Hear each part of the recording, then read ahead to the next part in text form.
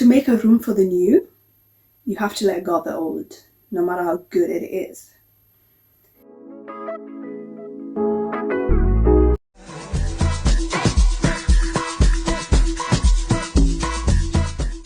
Blessings and shalom. Welcome to my channel, Redeeming Echoes.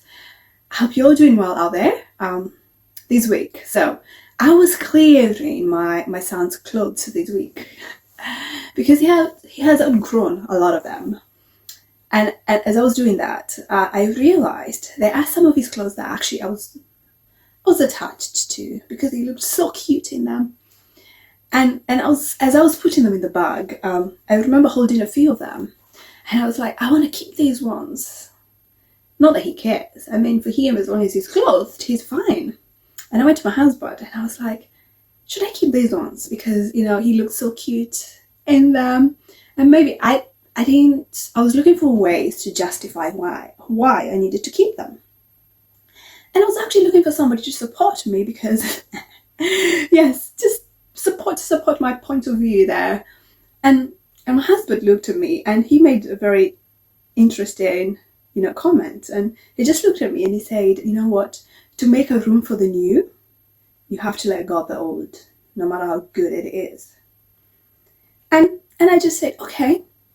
But actually there was a lot of weight in what he said, because he would have said yes or no, but he's very good with short sentence that I don't really have to go back and reflect, because I know that, they mean more than what he said was more than clothes. Like for me, I just started thinking about that, and I was like, actually, it covers everything. It covers every part of our lives, and it reminded me of this statement that that I've heard of actually a few times, but then I've seen it work out in our lives and everybody's life, where it says growth will feel like loss. Growth will feel like loss, which is true. Because for me, even if they were not my clothes, I felt the same way with some of my stuff. Some shoes that could not fit, and I was like, I need to let them go as much as I love them. And that's the same analogy where, and this space, there's those things occupied, it's needed for what's new, and the new that you're bringing in, you might not know what it is. You actually don't. You don't know how it's going to look like, but you still need to make that space. And in making the space means you have to get rid of things. You have to get rid of, habits. There's an old you that is, there's a demand for you to let go of, the old self, the old values, to create space, to create that room for the new that is coming. And to do that, sometimes there's that fear, because you're actually now stepping into the unknown, which in a way, subconsciously, there's that demand of, you need to embrace the unknown, and you need to let go of what you have always known. And it's not as easy as it sounds, because I know that sometimes we actually do paralyze. You step into a place and you feel like, what if it does not work? What if what I'm stepping into, it's not for me? And this fear and all these emotions come up, which they need to. Sometimes we can give them a name: anxiety. Sometimes it can be unbelief. Sometimes it's doubt, because where you are, you gained the knowledge, the skills. It actually became your most comfortable place, because I know how to operate in this dimension. Like, this is my place. This is like home. And now you're in a place where, oh, okay, there's a demand for me to come up higher. There's a demand for me to go deeper. There's a demand for me to grow, because this is part of, yourself, you're developing. And there's that prayer where, you're just crying out to God, I want something new, and I want to step into something, I want to step into, whatever blessings that you have for me, for the plans that I have for you are, to bring you a good future and a hope. But stepping into it, and sometimes we we hesitate because we don't know what to do with those feelings that come from, I've never been here before. I've never done this before. Will I fail? And those questions, makes us delay into taking that step.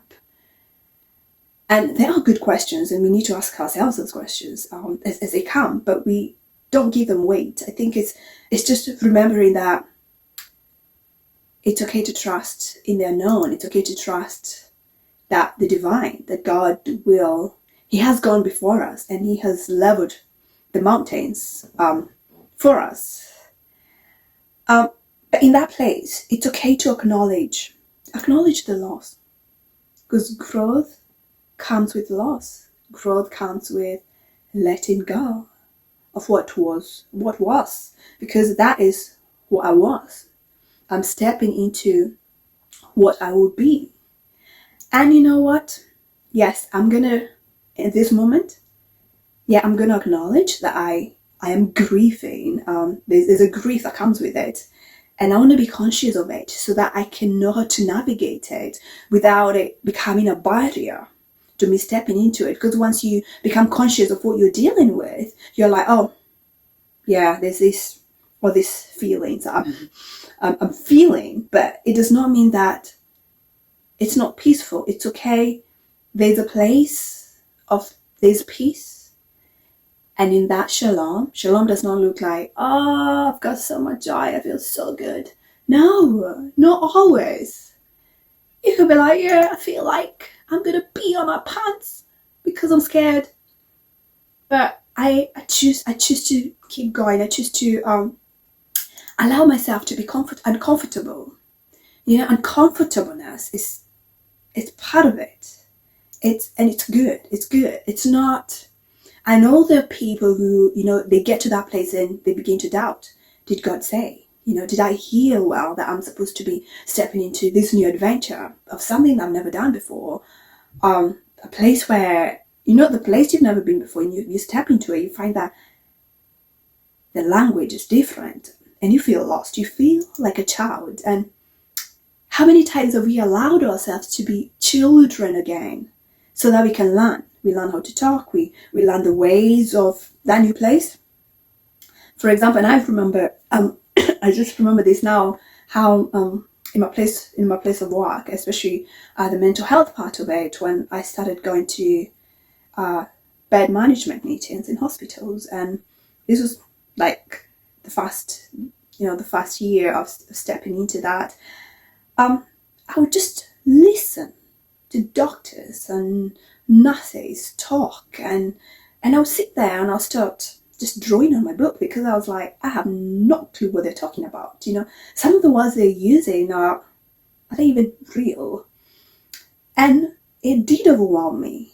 And actually, I felt quite small. I felt like I don't belong here. I'll never understand this. And I remember praying about it. I was like, this is not my place. But then there was that reminder where, unless you become like a little child and learn, yield, keep coming back, and then things will make sense. And you know what? Sometimes they don't even have to make sense. Just believe the process. And sometimes we want a package that looks like, I'll breathe it all in and I'll understand it and I'm all equipped. It does not work like that. And it doesn't. So I think I just want to encourage us, because I'm in that place of transition again, and I'm having to learn. You learn new skills. It's like you go back to school, because that's what it is.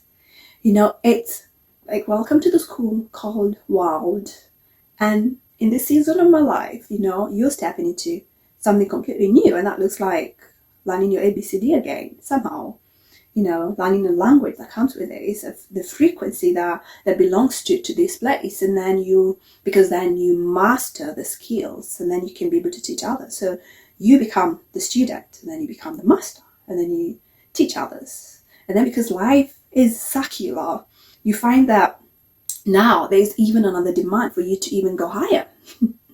And now you become a student again. And, it's the beauty of, it keeps you, there's humility that comes with that, because you learn that you'll always be learning, you'll always be seeking, you know that all things work together for good, and in all things looks like you're yielding, you're yielding to the unknown. I think what I can just encourage you wherever you are at the moment, just to yield to it. Be uncomfortable, but do it anyway. It's okay to be uncomfortable. It's okay to not understand. But as long as you're saying yes, just don't go back to where you are. Don't go back to the comfort of what you know and miss out on what you're becoming, because you're worth it. You're amazing. You can do it. Even if you have to cry doing it, go for it.